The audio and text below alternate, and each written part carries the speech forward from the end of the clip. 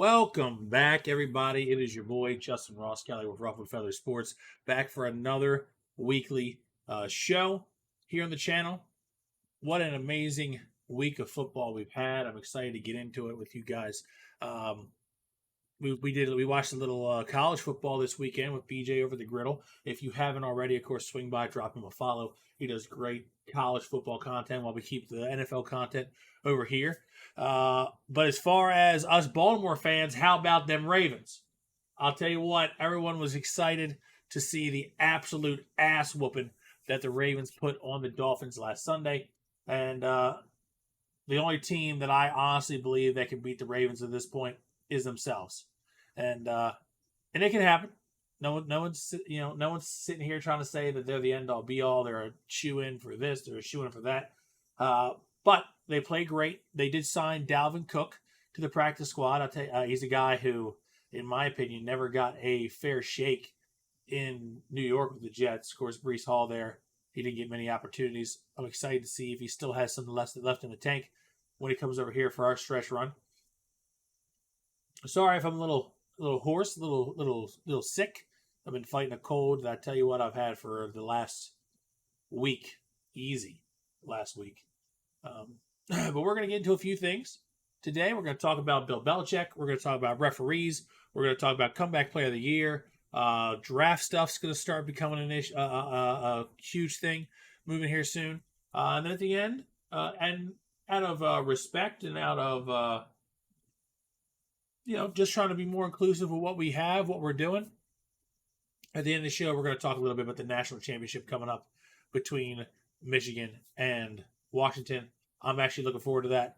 Never been a huge college football watcher. Kind of always watched from a distance. More of a box score. That's probably why I've always watched the combine as close as I did, because I didn't watch these guys play in the games, so to speak. But I am looking forward to a phenomenal show tonight. Might be a little shorter than what people were expecting. We had some good games last week. We had some heartbreaking games last week, and we'll get into that. As well as, as we talked about, the Ravens this Saturday playing the Steelers tomorrow. We'll be doing the game here, side by side, sidecast. We're going to get into that. The Ravens, from my understanding, aren't starting a whole bunch of people, but for the Steelers, it's a big game. They win, they got to get in. So they're going to need to beat the Ravens, despite the Ravens not playing their starters. Tyler Huntley starting a quarterback.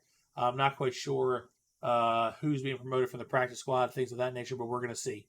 We're going to get ready for what's to be a wonderful show with our beautiful man, BJ from the Griddle. And I'm excited to get his take on a few of these things as we get into it, as we get ready for it. I'll tell you what, if you love college football, that is the place to be. I'm going to tell you that right now. My man loves college football. He does a great job with the sidecast for college football. And I'm proud of him. I am. So we're going to hop in here, see if he's ready. Our first topic of discussion up on the board. BJ? Oh, there he is, ladies and gentlemen. Like I was saying, the 2013-2014 offensive lineman in Baltimore County, a single father who works too hard and loves his kids and never stops. Justin Roskell, everyone. Can I just say that I love that every time you bring up my Offensive Lineman of the Year award, you change the years. It started in 2011, and every time you talk about it, you bump it up like another year. You bump it up another year. I love it. It. How you doing tonight, BJ? I'm doing great. How are you doing this evening? I'm fighting through it. Suffering a little bit of a cold here, but the people deserve sports talk. Now, I want this to be known. You're feeling under the weather, but I am going now on week 8 or 9 of not being able to breathe through my nose without nasal spray. I've noticed you've been using the spray a lot. You thought about switching to cocaine? No. Okay. I've not made that decision. That was a test, and you passed. Or did I fail? Depends who you ask. I mean, in the 80s, you would have definitely failed. Definitely failed. Yeah, probably 70s and 80s. Yeah, 70s, 80s. Fair. Dude, they were like, haha, nerd.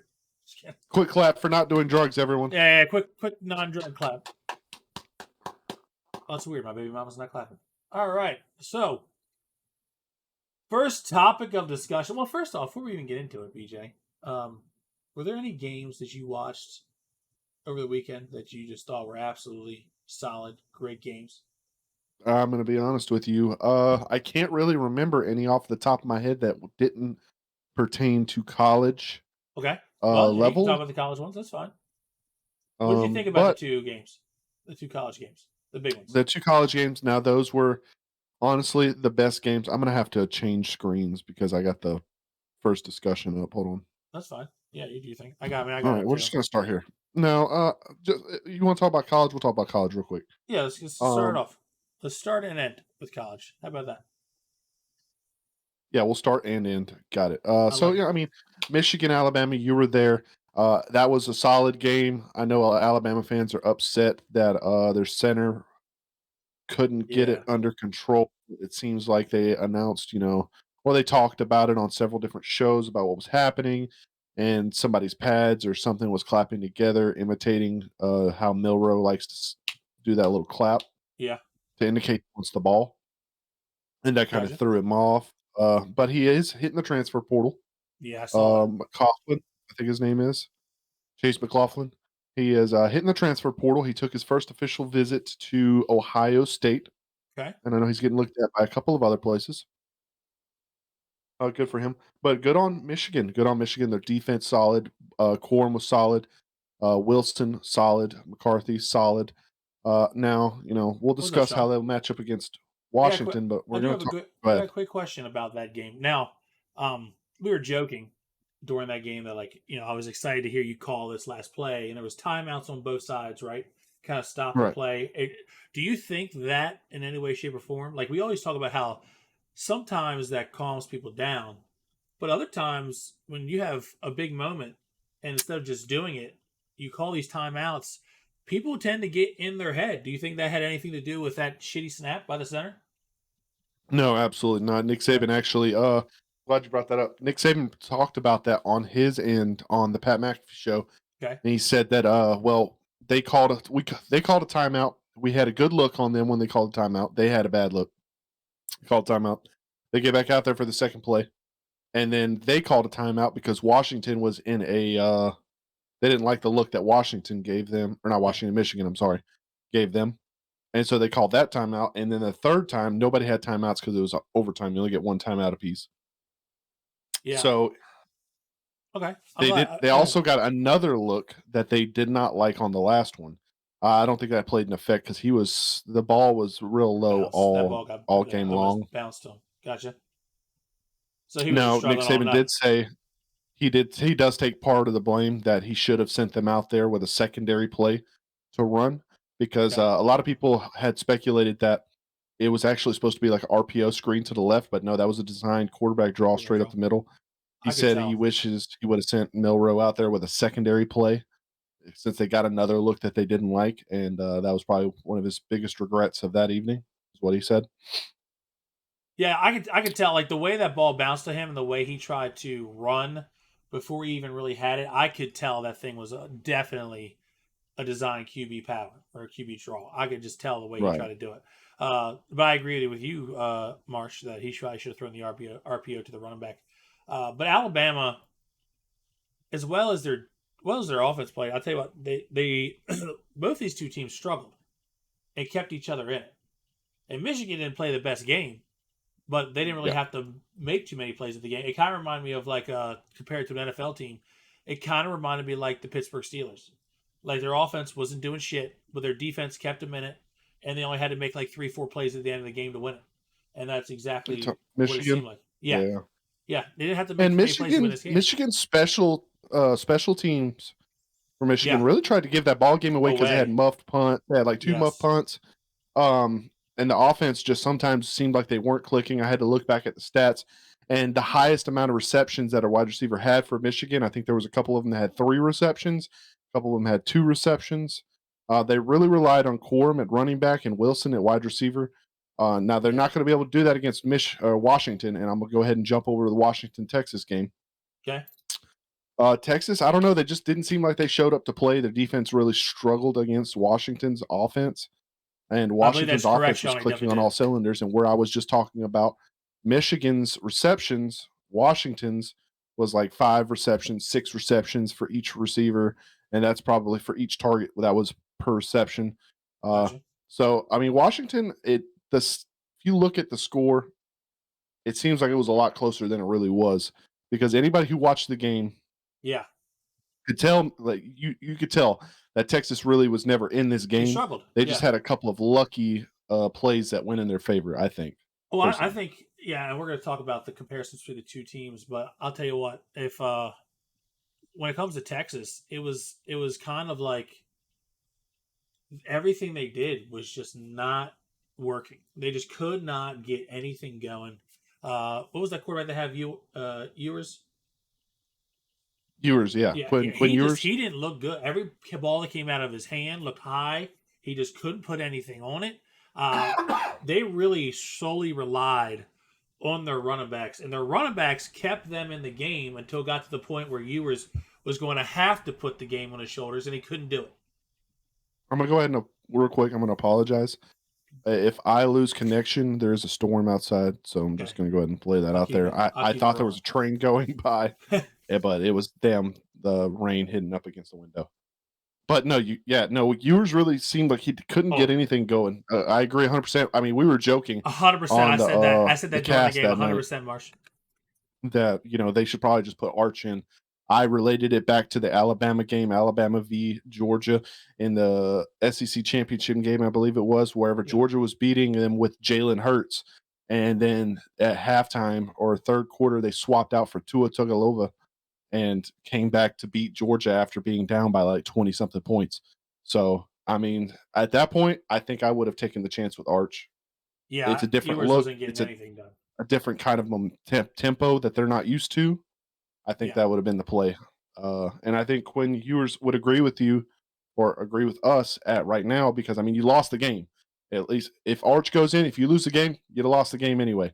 But if he'd have went in and you'd have won, you'd be playing for a national championship. So, We got a comment here, BJ. Evil to Hope. Are you liking Penix as an NFL QB prospect now? I've actually gone on record to say I actually liked him the most out of all the prospects. I love his arm. I was a little disappointed when I watched him play in the Oregon game, but as far as arm talent goes, I like Penix over any of them. I like Penix over Caleb Williams. I like Penix over Drake May. I like what Penix does. I think he has the perfect build, fit, and arm talent to be an NFL quarterback. 100%. absolutely. I mean, Penix is a stud, an absolute stud, and he's going to do the Vikings something special next Insane. year. I would love him. But That's where I want him to go. I want to go to Minnesota. I it's think he would insanely good. thrive. The only thing I don't think he's going to be top of the draft class. I don't think No. it's going to be that. He's too old. He's 25 years old. He's had 4 injuries before he even made it to Washington. He was in Indiana to start off his collegiate Yep. career, where he had a torn ACL his freshman year. And then the next year after that, he had a completely dislocated shoulder on his non-throwing arm, which took him out for the rest of the season. And then the year after that, he tore his ACL in the same leg. And then the year after that, it was another dislocated shoulder. Yeah. So Yeah. he There's has some. injuries on injuries, and he's 25 years old, so he's getting up there in age already, or he's close to 25 years old. I think that's going to play a factor. But I think any team that picks him up in the NFL, it's going to be a dime, as long as Yeah. he can Unless he's quickly. healthy. Yeah. Yeah. No, I agree. I think he's as far as if the only issue is the durability, that just shows you that he, as far as a prospect, is NFL ready. In my opinion, he has all the tools. However, the durability, of course, is the issue. We're gonna actually Evil Hope. We're gonna talk about that at the end of the show. We are excited. We're gonna be locked in. We're gonna be doing that over on BJ's channel, the Griddle Show. Um, we do all the college stuff over there. He's gonna do the play by play on that one. I'll be there with him. It's gonna be a good time. We're definitely doing that Monday night. BJ, you ready to get into our first NFL topic of discussion? Yes, I am ready. All right, let's bring it up here. It's Bill Belichick, considered by Billy. many, of course, to be the greatest head coach of all time. The question that they've already announced they've agreed to mutually part ways, which was how it was going to happen. No one was ever going to come out and say Bill Belichick's fired, right? That was never going to happen with his legacy. Question is, where does he end up? Does he retire? Does he go somewhere else? Um, I like him for a few different spots, but I want to pick your brain, BJ. Where do you think he should go, will go, or where would you like to see him? All right, so I like that you kind of left out a couple of I did. NFL logos on here. I mean, you've got the Oakland Raiders, our head coach listed just have interim and Antonio Pierce, which is a solid interim, and a lot of the players want him to continue to stay on to be the head coach, but that is not the case with the owner. He has not made any official decision on that. Then you have the Chargers as well. The Chargers will be needing a new head coach for next year. I think, I don't know, man. This is going to be tough. It's a tough Yeah, decision, and Chicago Bears haven't made any like notion that they might be looking to get rid of their head coach. they should, Um, but yeah, I don't like him at the Panthers personally. I could see Atlanta, but Atlanta, I hadn't seen any indication that they're going to get rid of theirs either. So if I had to go off the top of my head right now, I'd say Bill Belichick would probably be going to the Chargers. yeah, okay. Is what I would decide. I I think think, he'd be a good fit down there. yeah, He had Tom Brady, solid, statuesque type of quarterback. Justin Herbert, good quarterback. statuesque type of quarterback. I think he could, mesh well down there with them. Okay, I like where you're going with the Chargers because let's all be honest. He is a defensive minded coach, and they have a lot of defensive pieces. Um, I also understand where you're coming from because I don't think unless he has a great offensive staff, right? He's not an offensive minded coach. So does he really want to go to a place that doesn't have an established quarterback and have to draft one and mold him and do all that? Or does he want to go to a place like the Chargers that have Justin Herbert, they have great defensive pieces? That makes sense. Sean Marsh says Washington probably. They're another team that probably could fire Ron Rivera. I wouldn't doubt that. They have decent defensive pieces. They have Sam Howell, who, whether you like him or not, I think he's done a decent job considering what they've had to go through. Uh, Atlanta intrigues me from an offensive mindset, but they don't intrigue me from a defensive mindset. Atlanta has good pieces. They got Bijan Robinson. They got Drake London. They got Kyle Pitts. They have talent, and they're going to add more. They got a top 10 pick. Chicago has the first and where the other one's probably like 5. I'm not sure where their other pick is. So that one, I agree with you on Carolina. I think that whole entire team is a mess. They gave up a lot to get a subpar rookie quarterback, in my opinion, to Bryce Young. The receiving core isn't what they wanted to be. I think the Saints up there because they're also one of the teams that if they fire their head coach is a possibility. A lot of teams in the NFC South, I'm hearing, with the exception of Tampa Bay, because they're probably going to make the playoffs in that second half that they've had on Todd Bowles, probably keeps him safe. But I'm hearing a lot of teams in the NFC South might be kicking the tires for good old Bill. Me personally, I'd like to see him to go to the Chargers. I'd like to see him go I'll there tell you because I what, think he's if having it's the best success. not, and the only caveat for me on deciding on the Chargers is if Michigan doesn't win the national championship, Where does Jim then go? it will be Bill Belichick. If Michigan wins the national championship, then I think Jim Harbaugh goes to the Chargers. Okay, that's fair because Jim does play a part. You got other guys. Eric Bieniemy has been buying, waiting his time for an NFL spot, for NFL head coaching job. Like you said, Jim Harbaugh, Bill Belichick. There is going to be a lot of interesting names being circled around for head coaching positions for sure. I don't think Tomlin gets fired in Pittsburgh. He's never had a losing record. I just don't see it. However, I think the leash is getting shorter for sure. Um, my only question with Jim is if Jim goes somewhere, does he try to bring JJ with him? And the Chargers wouldn't be the spot for that Ooh. because they have. Yeah, I don't Herbert. know. I don't know if Jim's going to take JJ with him, and I don't. And it's no offense to JJ McCarthy, solid backup quarterback Yeah, in the NFL. yeah. He's not an NFL prospect. I haven't seen He it. Yeah. he does everything 100%. He's a leader, but he doesn't care about any personal like growth on the field. He cares about winning, and that's what you want. But he's not standing out as a NFL quarterback. Uh, to me, and I if agree like 100% with you, as soon as Sean. they hit the field starting, 100%. would be people like Drake May, Caleb Williams. Even though you don't agree with it, No, he'll start. I Michael just don't think Penix he'll be good. Jr. Right. Bo But Nix. yeah, JJ McCarthy. Yeah. So, like I Yeah. said, it's going to be interesting because he's not. I mean, I know a lot of people want to talk about where's Bill going to go, and part of me thinks if there's any kind of connection, if there's any kind of I think Bill once the Bill Belichick shoe drops, that's when we see these other guys go. With the exception of maybe if Jim Harbaugh is going to come to the NFL, then he's another one who I feel like there's going to be a lot of guys who are going to be waiting around for interviews or get that call, say they get the job. It won't happen until after Bill decides where he's going to go and Jim decides where he's going to go. For Jim, I would love Atlanta. I think Jim would flourish in Atlanta. They have the only thing they really need is a quarterback.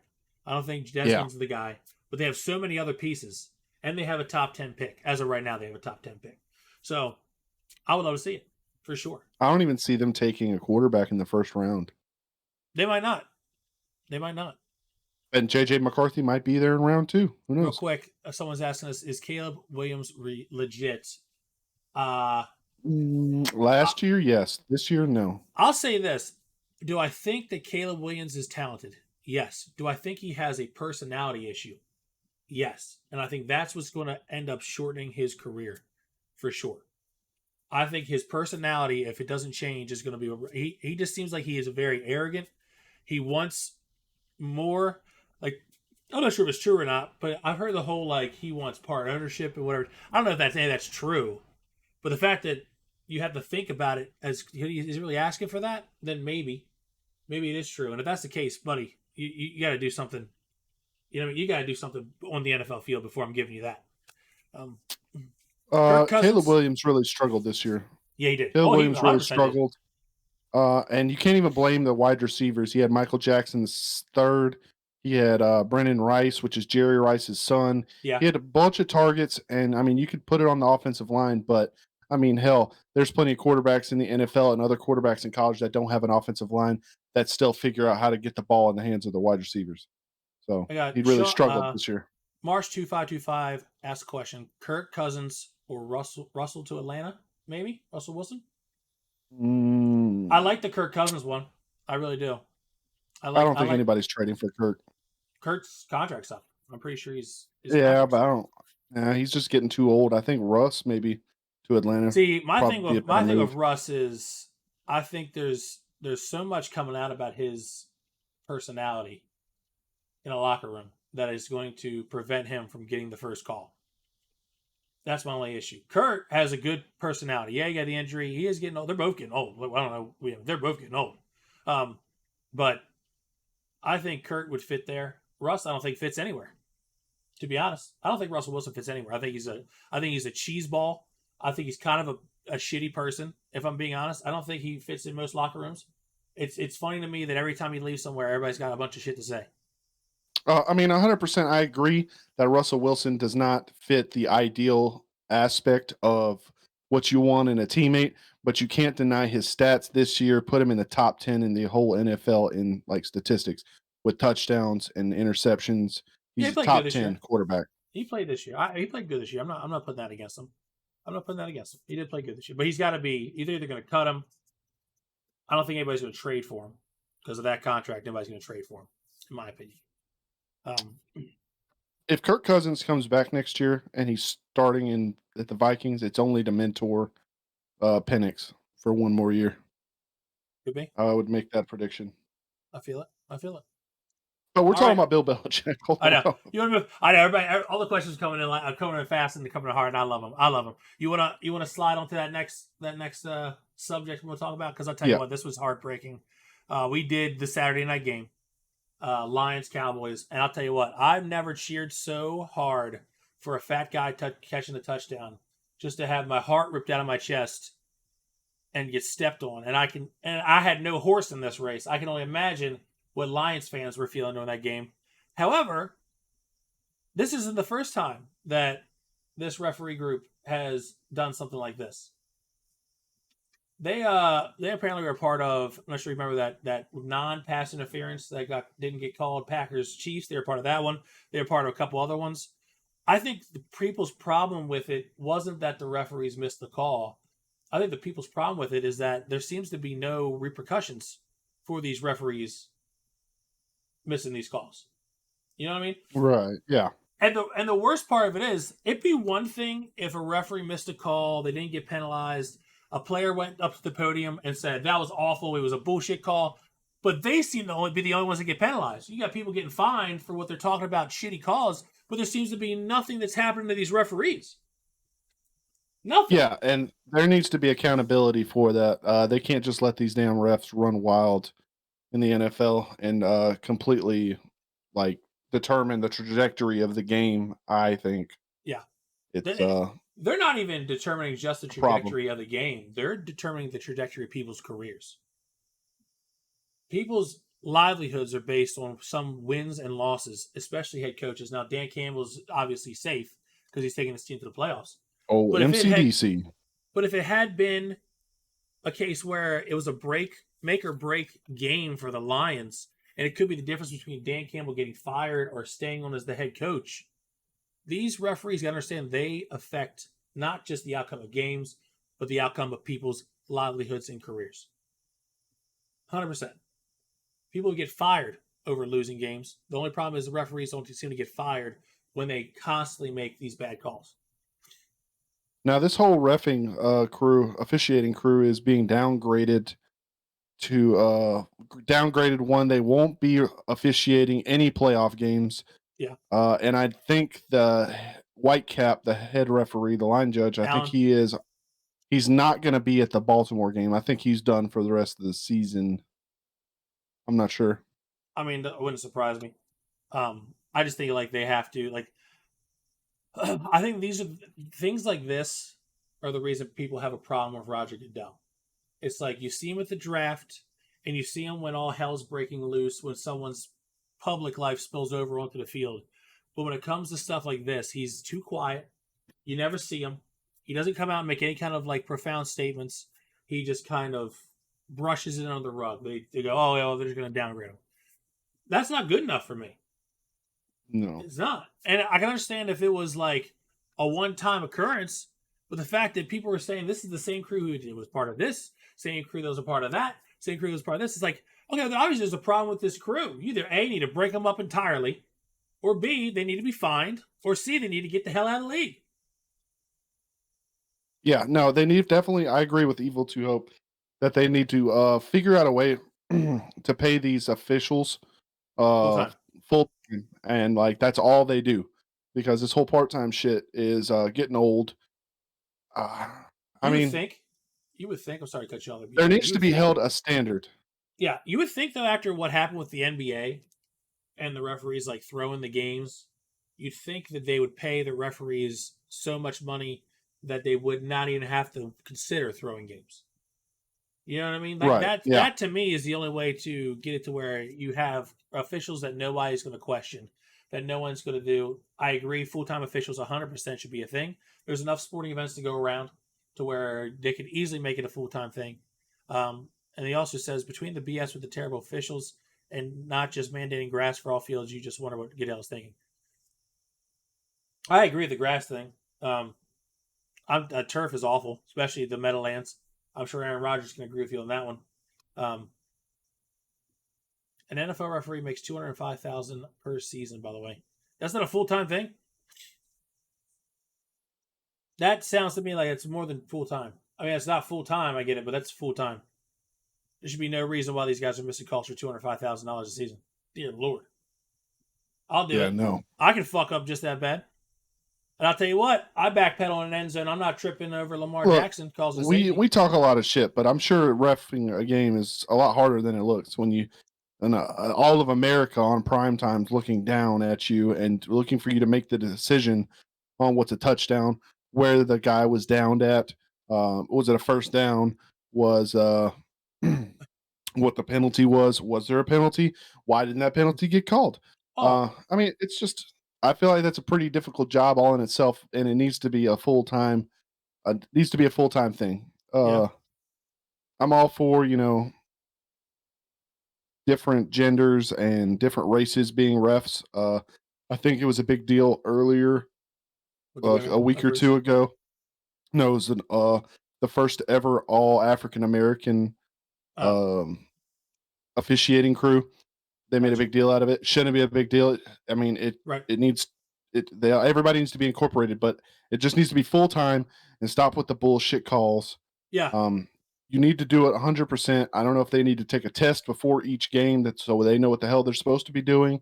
They need a refresher course or what, but it's getting ridiculous. And it's not just like one or two games, it's almost every damn game there's a questionable call that almost decides the ending of the game. Yeah. No, I agree with you. I agree with Marshall on this one. One or two mess ups, I get it, but the same crew fucking up, they got to be disciplined. Yeah, that's my issue. And I agree with you, BJ. I'm sure it's not an easy job to do when it comes to like, oh, did he get 2 feet in bounds? Was it holding? Was it pass interference? But this wasn't any of that. This was as simple as listening to a guy tell you he's eligible, and they couldn't even get that right. And that's I think where everybody's blowing their mind, because it wasn't like, oh my goodness, he pushed off of a guy, he should have called pass interference. It was the dude walked up to you, said, I'm reporting as eligible, and you still got it wrong. That's the thing, is this guy at the top right corner of my screen and Justin's screen was the guy. This is the guy from the Lions game. I can't remember his name, but his last name is Allen. Pisses me off. Absolutely pisses me off that damn Skipper and Decker went out there to talk to him about reporting as eligible. He gave a half-ass, like, paid attention. Bro, you're getting paid over $200K to do refereeing in the NFL. The least you could do is pay attention when somebody's freaking talking to you. And the whole situation would have never happened. So that's what we're doing out there, is we're not paying attention now. That's your whole damn job, is to pay attention during the game for 3 hours. You only work 3 hours a fucking week. Get your job together, dude. And the crazy thing is, they try to tell Campbell, oh, well, 2 guys can't report as eligible. And then the office came out and said, no, 2 guys can report as eligible. So they even tried to give Dan Campbell an explanation, probably just to shut him up, because I'm surprised Dan Campbell didn't beat the shit out of him. But they tried to give him an explanation. That was a bullshit explanation. Yeah, that is a bullshit explanation. On top of, they did an interview with the head ref after the game to explain the situation. And he said, oh, number 70, Skipper, came up to me and reported as eligible. And Skipper said in his post-game interview, I never went up to anybody and said I was reporting as eligible. I never did anything. The Lions were just trying to be cute by sending a couple of different people out there. So when the referee goes up to the defense and tells them, hey, offensive lineman's reporting eligible, they might not, figure out who is reporting as eligible. Right. Yeah. And I mean, I get it. It was clear. Maybe if they didn't do that and it was only one, but you could clearly see by the clip, the damn ref just completely, just as soon as they walked up, he turned and walked to the defense. Yeah, which was, it's 100%. And the problem I have with it is, and correct me if I'm wrong, chat, but he still hasn't come out and said, we fucked up. Because they fucked up. You can't tell me they did. They messed up entirely. They didn't pay attention enough to what was happening. 68 clearly came up to the guy, said, I'm reporting he's eligible. 70 does come in there late. Doesn't say anything, but he does come in there late to try to get to the line. He must have heard what he said and then saw 70, just put 2 and 2 together. But you still fucked up. Someone needs to come out and say, hey, we messed up. We apologize. Doesn't change the outcome of the game. Everybody who's like, oh, well, Roger Goodell could change the outcome of the game if he wants to. Yeah, he can, but he's never going to do that. Because that sets an awful precedent for bad calls. He overturns one. Every time there's a questionable call in a game, people are going to be like, oh, Roger needs to overturn this one. He overturned the Lions one. So it is what it is. I think people are just asking for accountability. This referee group needs to be broken up and dispersed within other groups. Get them out of there. They obviously can't do it as a team. They can't. They're different than if you have a department at work, right? And that one department absolutely just fucks up everything. They just break them up. They put them other places. And if they still can't get it done, then they get fired. But you know what? They got to do something, because this can't keep happening. Hands. What's up, Hands? He said, I heard Roger is considering public execution. He probably should. That should be a thing. You fucked up calls and you get executed right there on the field. The NFL was very careful about assuming blame. I think it has to do with all the money involved in betting games. I'm sure it does, because the moment they admit to something, people are going to try to have a lawsuit and say, you cost me this amount of money. I don't think he'll ever, at this point in time, ever overturn a call in a game. Exactly what Evil 2 said is that there's just sports betting. The game's over. It's been over for a couple of days. People have gotten their money. Now what? You overturn the game. Now you have to try and get the money back from all those people and give it to the other people who bet money line on the other team. Right. And it'll just never happen. It won't. It won't. I agree. absolute chaos. Oh yeah, it would be the most nonsense you've ever seen because that movie that money hits my account, it's already spent. Okay, and you ain't getting it back. Ah. All right, next up on the list, of course, is comeback player of the year, and I have this gentleman sitting right here. Even though I think we both agree, maybe you don't. He 100% shouldn't get it. If he gets it, I'm gonna lose my mind. I'm not going to lose my mind about it. I mean, the man came back from death and played a few snaps in the NFL. Uh, I get it. It's not as crazy as like some of these other players, Well, but who are you giving it to? If you're not giving it to him, I who are you giving it to? personally am giving it to Joe Flacco. Okay. Personally, Joe Flacco.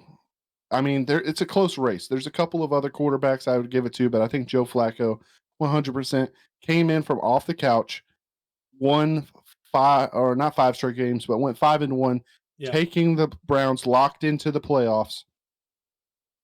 Uh, I don't know who else you could give it to. I mean, the I agree. man literally thought he wasn't going to play anymore in the NFL, came back, and he's still in great conditioning. He talked about how he stayed in conditioning, was throwing a damn football to his brother-in-law and his dad at their farm or ranch or whatever. That's literally how he stayed in shape this whole time. My man had It's pops running crazy. routes in the hay Yeah. bales. No, I agree. I'll say this about the DeMar Hamlin thing. He shouldn't get it because he didn't even prevent himself from dying. Okay, I understand what everybody's saying, but the training staff and the doctors and they did everything. All he did was lay there and exist. Okay, and that's the problem I have with it. He's not a good player. He's only played, like you said, a few snaps. His only accomplishment is laying there and letting other medical doctors prevent him from dying.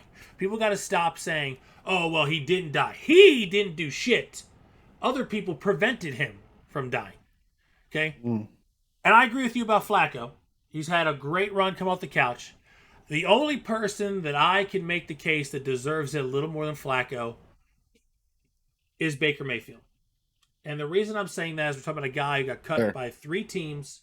He's played good this season. It has been very under the radar. Um, and I'm not even a big Baker Mayfield guy. Never was. I can tell you this: he's definitely matured head and shoulders over who he was in Cleveland. I think he ate a big slice of humble pie. He's doing good things in Tampa Bay. If they win and they get in, I think you have to make a case that yes, Flacco's done it for 6 games or however long he goes in the playoffs. But I'll tell you what, Baker's been doing it a whole season. I think that's my only tiebreaker between Baker and Flacco. And then Marsh 2525 comments Tua even has an argument with all his injuries last year. I can agree with that as well. Tua, you make a case for Tua, Respectfully, but he hasn't respectfully, been that amazing. But he's I been mean, good. look, he hasn't as comeback player of the year. Most likely not for me. And that's why I say respectfully. I mean, without Tyreek Hill, I don't think Tua would be doing as great as he would be with him. Yeah, I think I said that right. I'm not sure. Anyway, without him, but without yeah, yeah. no, yeah. But I mean, you can. I don't think Sean's saying. I don't think Marsh is saying he deserves it. I think he's saying you can make the case. Oh yeah, make the You case. can Yeah, make the absolutely, case. absolutely. But I agree. Like I said, if Flacco gets it, I'll be okay with it. If Baker gets it, I'm okay with it.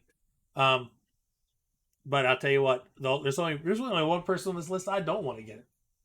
I'll tell you what. I can tell you this much right now. Next year's is 100% Aaron Rodgers. It doesn't matter. Like someone could get a gunshot wound to the head and somehow make it on the NFL roster, and Aaron Rodgers is winning MVP. I mean, comeback player of the year next year. Hence says Baker got that dog in him, and I agree. Baker does have that dog in him. Baker. I think the difference between Baker is he has like it's not even his play on the field because I think Baker's always been okay at the quarterback position. He's had some timely turnovers and coughed it up in some big situations, but he was Now, such Marsh, go ahead. Sorry. he was such a cocky, arrogant fuck in Cleveland, and now you're seeing like a different side of him. Absolutely. You know what I mean? Now, Marsh, he said most quarterbacks aren't as good without their star wide receivers. Now, you're absolutely right. But Tyreek is more than just a star wide receiver. I think he should be the MVP He's a of the league superstar. this year. Well, I watched a clip of him talking, somebody interviewing Tua, and was like, "Has Tyreek ever just said throw it up and I'll go get it. And he said, yeah, that's basically every time I throw him the ball. He said, throw it as hard and as far as you can and just let me go get it because he's the fastest guy on the field. I mean, the man runs phenomenal. A sub 4.2 40. He's the only player that could win MVP over Lamar, and I'd be okay with it at this point. Just because 2,000 yards receiving has never happened. I mean, at this point, Tyreek's house burned down. He should win comeback player of the year. Well, maybe he should first talk. I know thoughts and prayers, but maybe he should talk to Sharon about playing with lighters. Like, dear Lord, everybody, I saw the thing about how his child was playing with a lighter, caught the house on fire. And it's like, damn, dude, like, yeah, I got that much of a house, dude. The lighters aren't even like within reaching distance of my children. I own like a $3,000 house, and the lighters are nowhere near my children. That's all I'm saying. CMC would be second for you. You can make the play. You can make the case for who was the most overrated and underrated quarterbacks. Ooh, I think if you ask me at the beginning of the season, I'm going Lamar is the most underrated because I don't think anybody gave him any of his flowers up until the point where he just started throwing absolute dots the last few weeks. 100% most underrated for me was Lamar. Most overrated, I'm going to go, Beefy's not going to like when I say this. I'm going to go Josh Allen. And it's not that Josh Allen isn't good. It's that Josh Allen overturns the ball over a lot. But it comes with that gunslinging mentality. You know who else? Brett Favre. Brett Favre. I knew you were going to say that. And all everybody else wants to do about Brett Favre is suck his dick. Brett Favre. I grew up next to Brett Favre. I grew up literally 30 minutes away from his house. The dude's overrated as fuck. Oh, dude, he's a hell of a thief. He steals all kinds of welfare. But Joe Burrow was another one I was going to say, Marsh. Joe Burrow. I think what Jake Browning's doing in Cincinnati is kind of proving to us that is it Joe Burrow or is it the fact that he's got three guys at wide receiver that could easily start for most teams. Trevor Lawrence, most overrated. That's up there as well. I agree with that one. He's I'll tell you what. Week one, we talk about Trevor Lawrence. Week one, the connection between Lawrence and Ridley, I thought was going to be ungodly good, and then it disappeared for 6 weeks, and I'm like, what the hell? And I know that because I got both of them on my fantasy team. I'll tell you who most overrated quarterback in the NFL is right now. Go ahead, give it to me. Don't you hurt me. Deshaun fucking Watson. That's good. That's a good one. That's Deshaun fucking Watson. I don't know. Literally paid $250 million, and he just won't fucking play. He just keeps getting hurt, and I say that with quotation marks for anybody who's not watching. Yeah, hurt. Yeah, and then stays hurt. Gets called out on Twitter by former quarterback, the Notre Dame quarterback Brady Quinn, about his pussyism, and he couldn't even stand up to Brady Quinn on Twitter on his own. He had to have his quarterbacks coach from the Cleveland Browns step in and go to bat for him. Okay. Man has no balls, but is trying to get handies at the massage parlor. Kind of crazy. I'll be honest. I don't think. I mean, entering last year, I would have given you Deshaun Watson because he hadn't played for like 2 years, and everybody was like, "Oh, he's a top 5 quarterback in the NFL." I'm like, dude hasn't played in like a year and a half. You can't tell me that. He's definitely overpaid, the most overpaid. But I don't think people really, if you put a top 10 list, have Deshaun Watson in their top 10. So now, I feel like he's going to come down. Most underrated quarterback for me would probably Gardner Minshew. I love Gardner. I'll be honest. I really like Gardner Minshew. Had no fucking shot in hell of starting this year with Anthony Richardson. Yep. Stepped up big for his team, and now they're fighting for a playoff position. Yes, they are. He's playing good. So he's playing good. That is probably the most underrated quarterbacks in the league right now. I actually like that one. I actually think Herbert is slightly underrated at this point. That's probably unpopular. I'll tell you why Justin Herbert gets a pass, though. I think Herbert gets a pass because of how bad his coaching situation is. Brandon Staley, in my opinion, with all the talent on that team, might be considered one of the worst coaches next to like Josh McDaniels in the last 5 years. I think Brandon Staley has done nothing but squander boatloads of talent, and I think that's why you got to give Herbert an out a little bit. You got to give him a little bit of a chance because I feel like a coaching staff put together by Brandon Staley probably wasn't the best one to show how good Justin Herbert can be. I've seen Herbert make a lot of good throws. I've seen Quentin Johnson drop a lot of good throws. But yeah, I'm going to give Herbert an out. Yeah, Herbie with Harbaugh would be. Yeah, I was saying if Jim Harbaugh comes in there, I think the Chargers got to be on a In- short list of favorites. Yeah, I had buddy, an we're gonna say. interesting take, but it's off topic, and I want to say No, it go though. ahead. Just do it. Go ahead and do it. Yeah, lay it on me. What if the Chicago Bears trade Justin Fields to the Atlanta Falcons?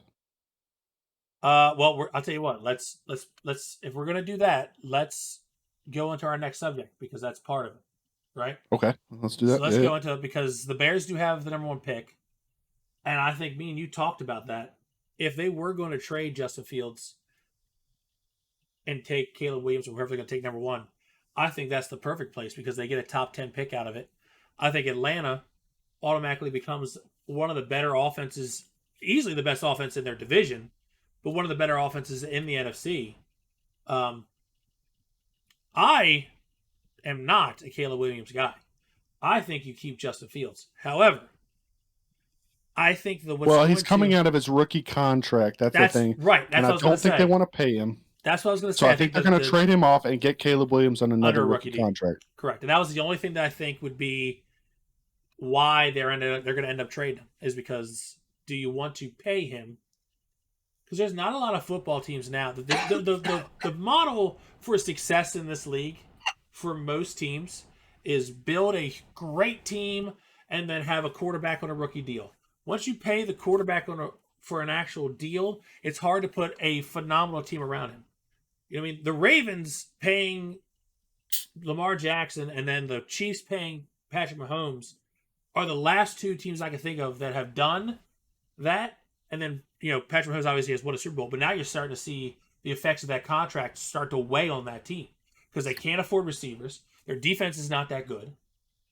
That's what happens when you pay a quarterback a bunch of money. And that's why I think, as much as I think they should stick with Fields, I think they're going to get rid of him just because they want a quarterback on a rookie deal. Here's why I think Atlanta trading for Caleb Williams is an elite idea. You mean Justin Fields? Justin Fields. I'm sorry. Is that Atlanta gets Justin Fields, right? Chicago gets another top 10 pick, I think. Yeah, I think they're 9. They both get a solid option. That means Chicago has 3 of the top 10 picks this year, and Atlanta now would have Justin Fields, Bijan Robinson, Drake London, and Kyle Pitts. And we already know Justin Fields is not afraid to sling that motherfucker to Kyle Pitts. He loves his tight end, Cole Kmet.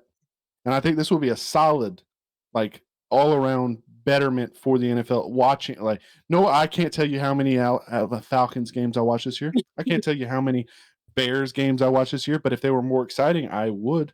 And I think this would definitely be better for all around for NFL fans. Maybe not if you're a rival of that team, but I have to agree here with Marsh though. I think the smartest thing, not what they would do. What I would do if it was me, I would trade that first pick and drop down. That's what I would do. Maybe you could even still do some kind of pick swap with Atlanta, and get a boatload from them to have them jump up to 1. I'm trading back because I think unless you're going to take, I think there's too many people that are going to overpay for the hype that is Caleb Williams. They're going to get you a boatload to jump up to 1. And I think it also depends on. And I mean, they still have a top 5 pick, which right now they're 10. In the mock draft, mock drafts I've seen, they're projected to take Oduns, the wide receiver from Washington. Yeah. And that's a good. I think it's phenomenal. That's a damn good wide receiver. On top of already having DJ Moore, Cole Kmet, and if Justin Fields stays there and they trade the number 1 pick, I mean Chicago's still sitting pretty as long as the damn head coach and the offensive coordinator didn't shit the bed. No, I agree with you. Even if they put it this way, right now they hold the 10 pick. As of right now, they have the 10th pick. If they trade Justin Fields to Atlanta to get their first round pick and maybe something else, they would have the first pick, the 9th pick, and the 10th pick. Either way, as long as you don't miss, you can still end up out with a boatload. For me, for Young, they got DJ Moore, 2 first and 2 second, and he isn't close to what teams think Caleb Williams can be. I agree. I think the only thing that would stop them, Sean, from getting sorry, from getting that much is if they don't trade it to like if they trade it to a team that's in the top 5, they probably get a less because they're not jumping from 1. What do they do? They jump from 1 to 9 last year or 1 to 10. What do they jump? They jump from 1 to lower. But if they jump from like 1 to 3, obviously that's a less of a jump. They'll probably get a little bit less, but it's still going to be a lot. If they say whoever comes in and wants Caleb Williams to be the new quarterback of the New England Patriots, and they sit at 3, that's less of a jump. You could probably still end up with Marvin Harrison Jr. at 3 and getting another first round pick out of it for next year. And I think that, in my opinion, would be the best case scenario. Is that they keep Justin Fields, they trade from 1 to 3, they pick up a first next year and the number 3 pick this year. They draft Marvin Harrison Jr. Now you have Marvin Harrison Jr., you have Cole Kmet, you have DJ Moore with a little Mooney thrown in there. The running back situation with Herbert's iffy, but you can address that in the second round. I think there's a lot of good guys, a lot of talent to be found in the second round for running backs in this draft class. That's what I would do. What I end up thinking they're going to do, though, is kind of what you said and trade Fields to Atlanta. That's honestly what I think they're going to do. But that's not what I would do. There's a lot of good talent to be had in this draft class. But I somehow think that this is the worst top end of the quarterback spectrum that I've seen in a long time. This is all speculation. There's still a lot of time before the draft. A lot of pro days and combines and everything to be had. The Senior Bowls. I think there's a couple of them. There's a lot of shit that's got to happen before this draft. So things will change. Some people look good. Some people look better. So, I mean, who knows what could happen.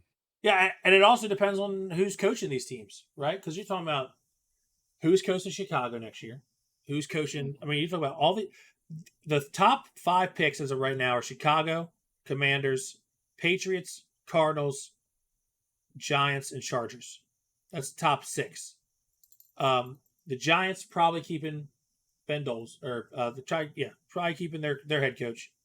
Cardinals, they just hired him, so they're probably keeping their head coach.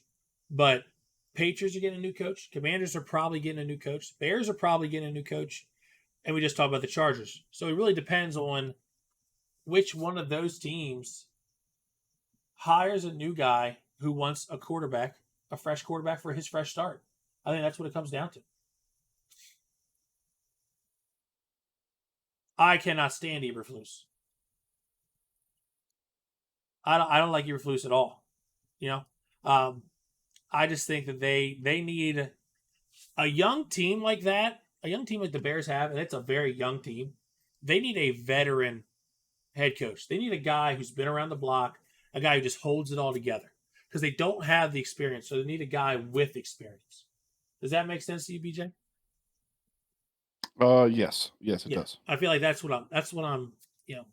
I wonder if Flores will get a head coaching job in the offseason. You know, Brian Flores. Something about the Pats screamed to me Drake May.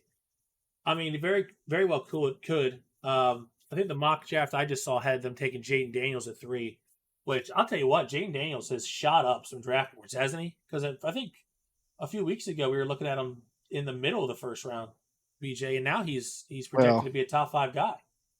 He also won the Heisman Trophy a couple weeks ago, so that's true. That helps. It does help. Now, that also depends on who the damn new head coach of the Patriots is going to be. Does he like Jaden Daniels? Does the owner like Jaden Daniels? If it's not Brian, I mean, it's not Bill. So, you know what I mean? It's not Bill, so maybe they don't need to draft a white guy. We can guarantee if Bill was still at the Patriots, Drake May's coming. It's Drake May. It's not Jaden Daniels. Yeah. I agree. Or they'd wait till they trade back late in the first round or second round and take McCarthy. That just at this point, them. Bill goes to the Chargers, he's getting Drake May. Yeah. No, I knew exactly what you were implying, Sean. I ain't afraid to say it, dude. I didn't say it. Bo Nix. Yeah. That would have been another one. I actually like your opinion on Bo Nix. I like Bo Nix. Who, me? Yeah. Bo Nix is a sham.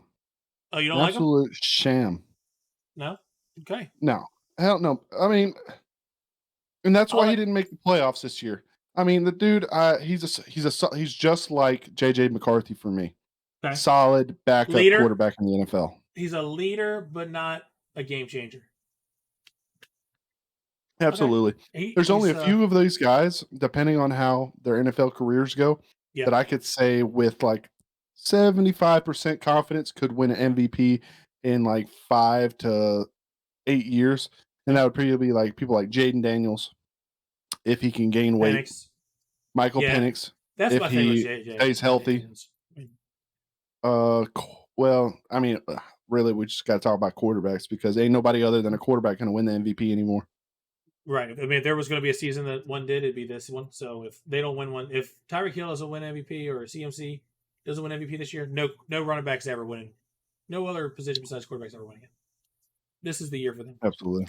But yeah, I think when you talk about J.J. McCarthy, Bo Nix, sorry about that. You're comparing them more like they're very Teddy Bridgewater, Jimmy Garoppolo esque.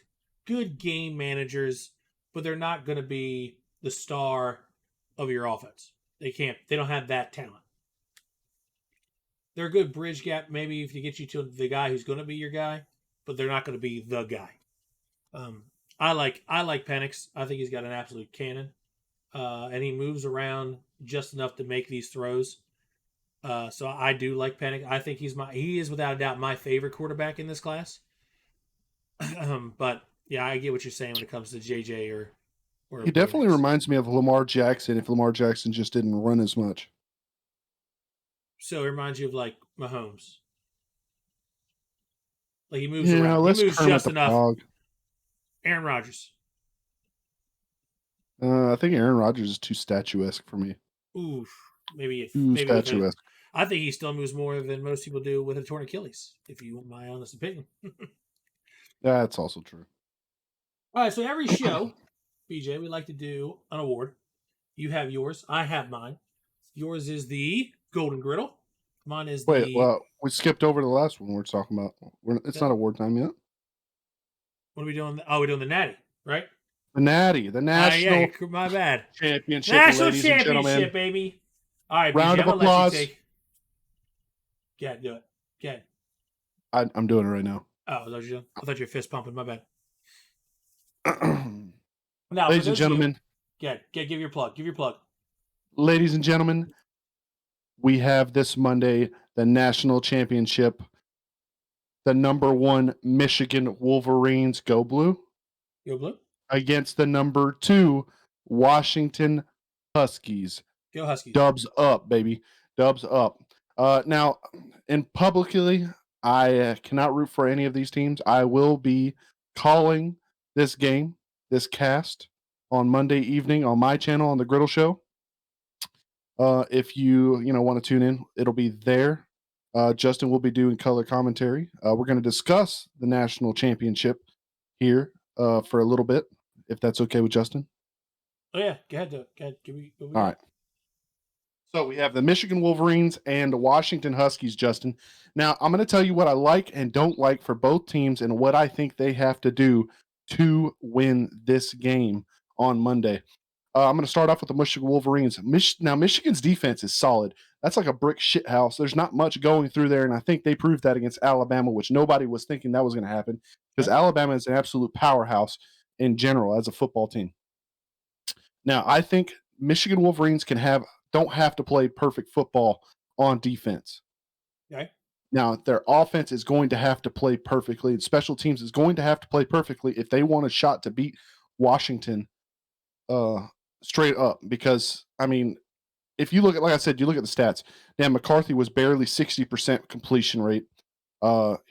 Each wide receiver only had 2 to 3 catches, and Corum did most of the boat work. Corum is a great running back. Yeah. And if you look at it, you can tell that this is a run-happy team. They want to run the ball down your throat. And I think this Washington defense can just stop Corum. They have stopped Michigan, and it's a very one-dimensional team. Now, I know they have Wilson at wide receiver. I think he's number 1 or number 2. No, yeah, he's number. He's 1. 1. And he likes to throw him the ball, and he was pretty electric against Alabama. Yeah. but I just don't think JJ McCarthy has that arm or accuracy that Penix does to really rely on that. Yeah, They're going to have to rely on the run game to set it up. Go ahead. can I say one thing? I think this is the battle of two drastically different offensive styles. Right. From what I saw from Michigan, they run a lot of screens. They don't really try to push the ball down the field. They move the ball with the running game. They move the ball with the short passing game. Not too much downfield, right? And Mm, Washington seems to be the exact opposite. Penix loves to take that deep. They love to push the field, push the tempo, try to take shots downfield. And if they can be successful with that, I don't see how Michigan's offense in the current style it was showing, at least last game, is going to be able to compete with that. They have got to play good enough defense to keep Washington from stretching the field, in my opinion. absolutely, and that's what I was saying. Michigan has to play mistake-free offense. They Yeah, can't turn the ball over. Their special teams cannot turn the ball over. They're going to be completely relying on this defense because all they could really do against Alabama was go side to side. It was quick passes, screens, running the ball. And I don't think Washington's going to watch that tape. They're going to watch your tape of previous games. They're going to know what you're going to do. I don't know if Jim Harbaugh has some things up his sleeve that he's going to maybe. get done, but we're going to see Monday. Now let's talk about this Washington team. This Washington team is absolutely stacked. Their defense struggled a little bit against Texas.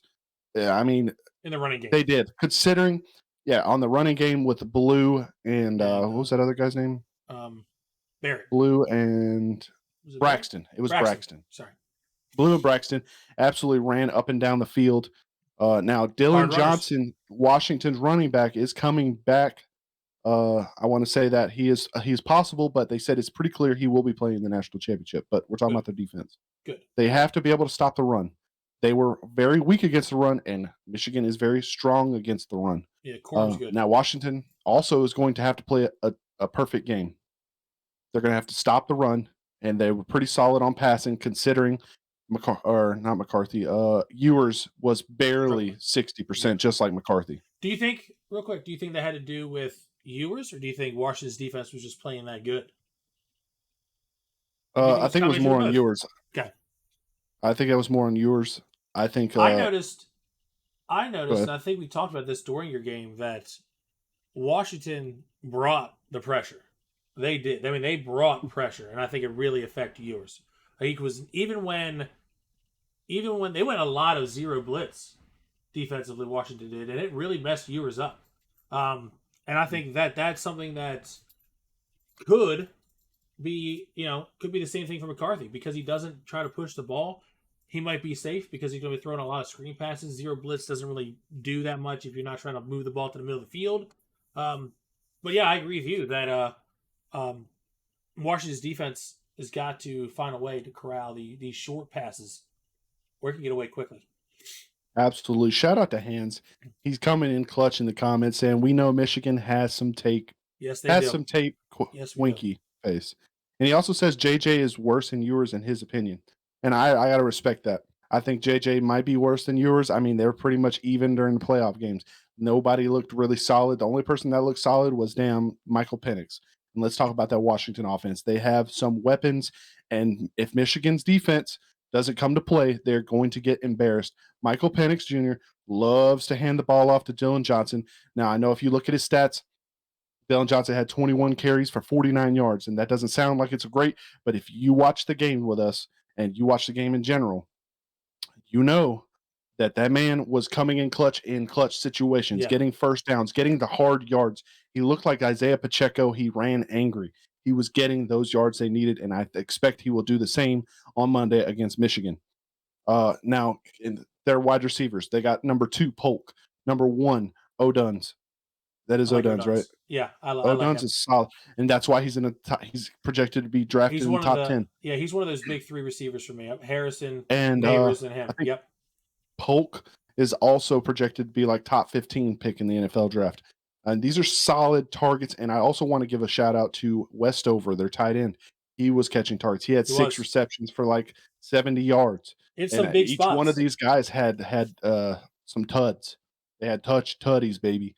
And I just think, Texas got lucky with how close this game actually was. I don't know. Maybe it was McConaughey was there, and McConaughey just sparks a fire under their ass. Could be. But Washington came to play, and I think anybody who watched that game could agree with me that it really didn't look that close. Yeah, I go back There to was what you said about mistakes on Washington. was it Dylan Johnson, the running back for Washington? Going back to what you said about him, he was because I think it's because this offense loves to push the ball. Anytime they're in short yardage, this kid fights for every yard and he gets it done. He's not a guy. He's not a home run hitter, but he's a grinder of the football, and he is I call them just enough running backs. They'll get you just enough to move the chains, and I think that's the perfect complement to the rest of Washington's offense. Yeah, 100%. just enough. I know you can't root for a team, but who are you picking to win this game? Ooh, I think it's going to be Washington on top. I think Washington wins this game. I think it's going to be close because nobody can play a perfect game. Okay. It's just impossible. There's going to be mistakes made. I think the score is going to come out to be, I'll say, oh man, this is tough. Hold on. It's going to be really close though. It's going to be like 28-25, something like that. I agree with you. I think it's going to be a close game. For me, it depends on which Michigan team shows up. If the Michigan team that showed up against Alabama, if they're here, and I don't think they win that game. However, if J.J. McCarthy can be the complement to Corum that he needs to be, and they try a little bit more than just short yardage screen passes and RPOs, they got a shot. But they have got to come together as an offense. They can't be as one-sided as they were. They're really lucky, if we're being honest, that they won that game against Alabama as many times as they tried to give it away with the botched punts and all that. So I think Washington wins this game because I don't know. I don't trust McCarthy to be able to get enough done against Washington's defense. I trust that Michael Penix is going to get more done against Michigan than JJ is going to get done against Washington. And that's why I think I agree with you, though. It's going to be a very close game. It's not going to be a barn burner. It's going to be kind of what you said, 20. I'm going to go even shorter than that. I'm going to go 24-17. That's what I think the final score is. Okay. The only reason I went up that high is I think, I think Michigan's going to be playing from behind. I think Washington's going to be leading the game the whole time, and Washington's going to have to be playing from behind. And I know Penix had 3 passing tuds, and I think Dylan Johnson had 2 tuds. Can't remember. Hans is saying he's going 30-27 Washington. Okay. That's still a close game. I like it.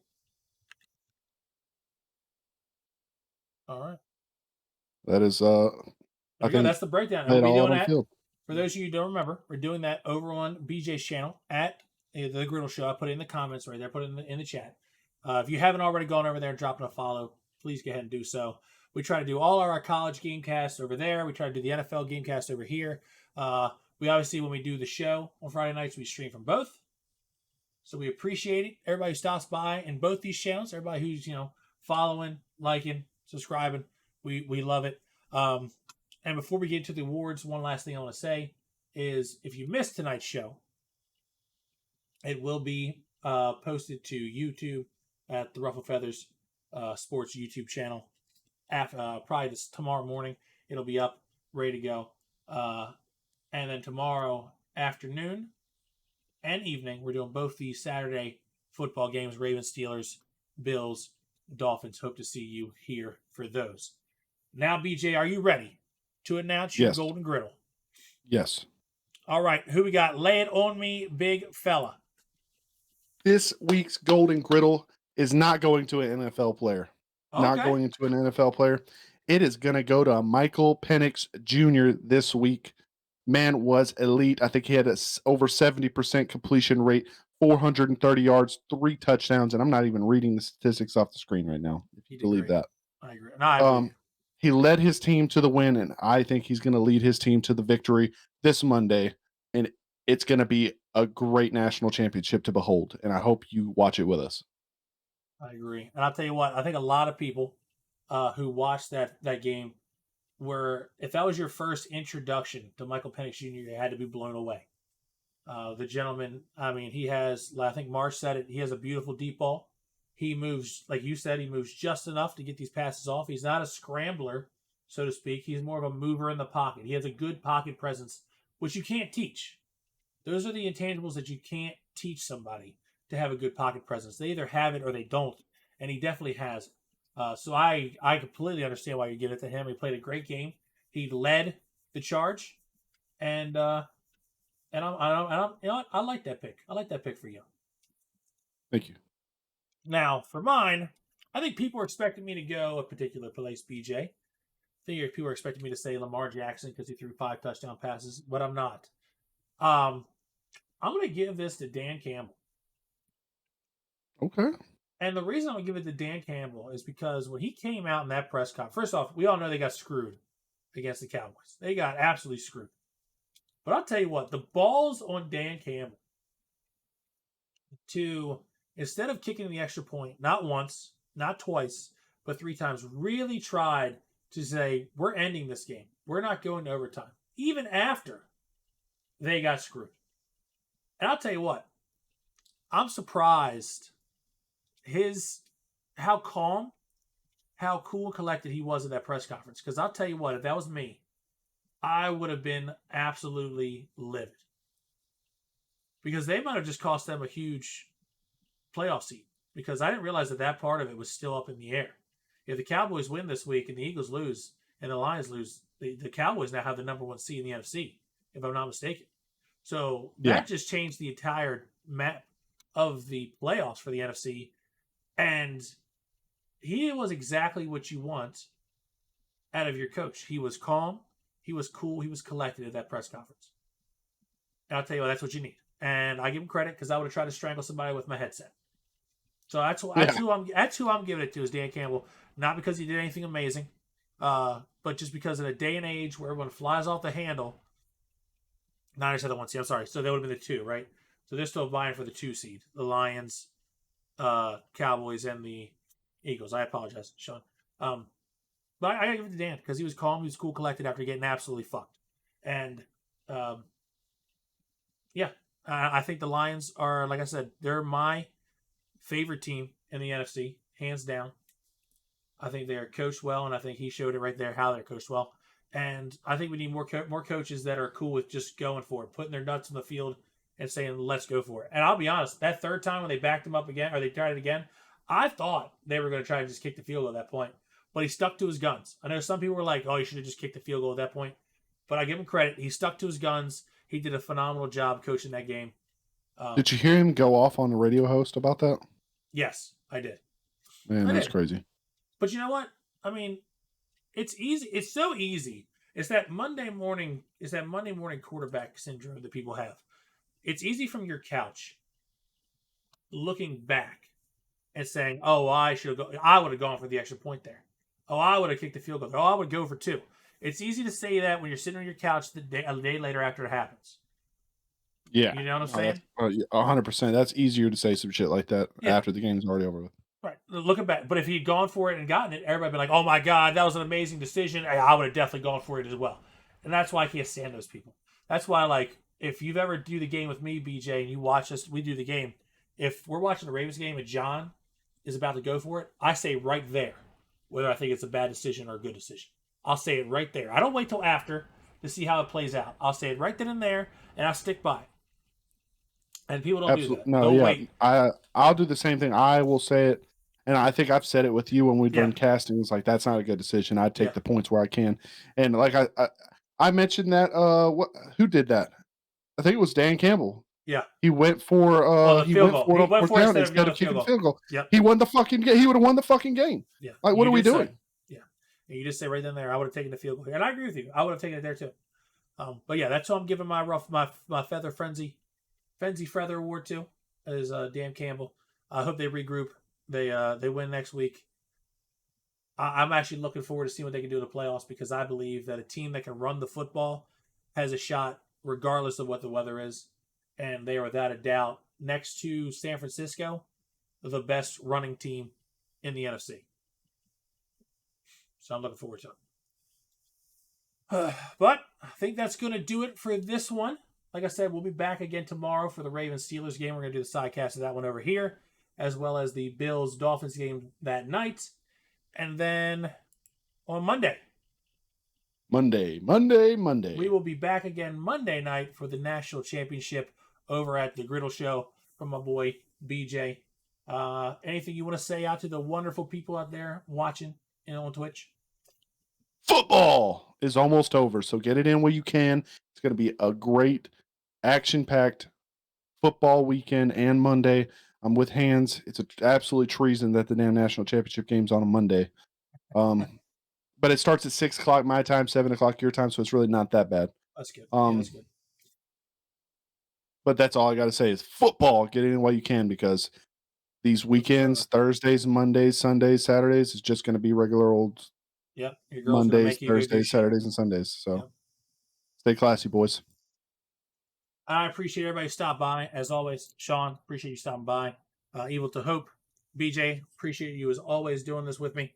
Until next time, ladies and gentlemen, we'll see you again tomorrow. I am Justin from the Ruffled Feathers Show, and look forward to seeing you next time. See you later.